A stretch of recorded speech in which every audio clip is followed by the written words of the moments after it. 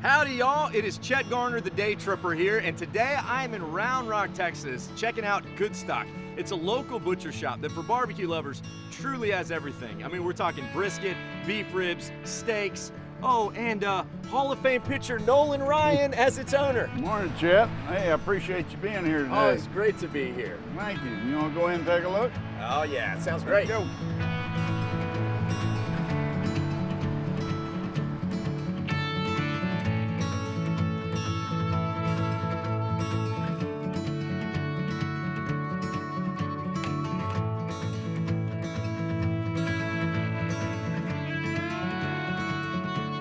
All right, so forgive me if I'm wrong, with 27 years as a professional pitcher, That's correct. right? So, but how long you been ranching?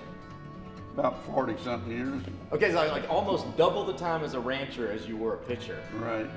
It's something I have a passion for it, and it's something I wanted to do from the time I probably a little boy, 5 or 6 years old, as far as back as I can remember, and baseball afforded me that opportunity. Oh, that's awesome.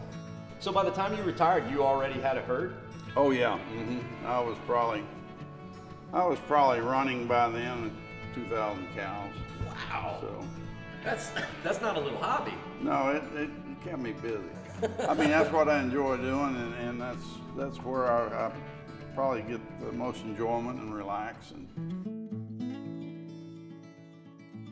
I've always said if you can find a way to match your passions to your profession, you figured it out. Sounds like you figured it out. well, like I say, baseball enabled me to pursue another passion, and so I was able to pursue two different passions: baseball and cattle business. Very blessed man. Yeah, I am. Yeah, cool. So, look, as we're looking out here over the store, how does Goodstock fit into this whole cycle? I mean, you got a herd, and then you decide, well, I'm going to bring it to consumers as Nolan Ryan beef, and that's 20 years in the making now.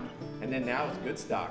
So, Well, being a Texas beef program, we thought that we would open a meat market and feature as many Texas products as we possibly could. And so when you come into the store and you look around, you see an awful lot of Texas products and stuff that you probably didn't realize were produced here in the state. now, Nolan, I see another spur sitting over there on the shelf. That's a pretty important award. Well, I'm pretty proud of that. I bet. Yeah. What is it exactly? It's the Golden Spur Award, and it's given for your contribution in cattle business, agriculture, and I was blown away when I was selected for that. Yeah, not bad. So, you weren't satisfied with just the Baseball Hall of Fame. You had to go into the Ranching Hall of Fame too?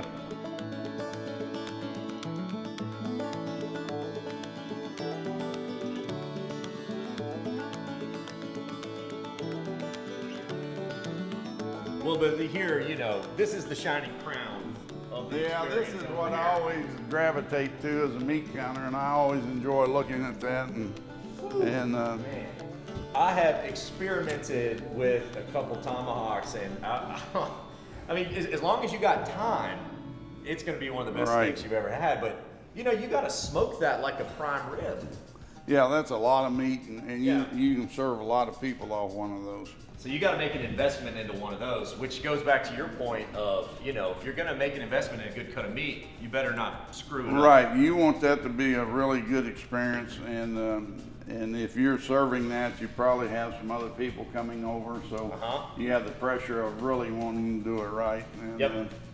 So Yeah. I agree with you, and that's where Hayden, our butcher, comes in and is able to guide people through how to truly prepare that. Got it. Yeah. Hayden, come on out. Hey guys. Hi. Hey, hello. He needs some help. He's looking at that tomahawk, and he's trying to figure out what's the best way to prepare that. Alrighty. So I'll show you what the anatomy of a steak, if you will, on this here tomahawk. So when you're looking at it, this guy right here is called the spinalis, third most tender muscle in the body. It's gonna eat amazing. It's called the candy of the ribeye for a reason. And a lot of people ask, man, how do you cook a steak this massive? My favorite way to do it is the reverse sear. Go low and slow, and then just rip it hot, give it a good sear at the end. I've also seen some people just throw it directly on the coals. Get you a good set of coals going. I mean, just good bright orange, and then just chunk it on there and just keep flipping. That gives you a really excellent sear. You're gonna have this beautiful black layer on it, but that's not the way I do it. You know, I like to do it low and slow and take my time.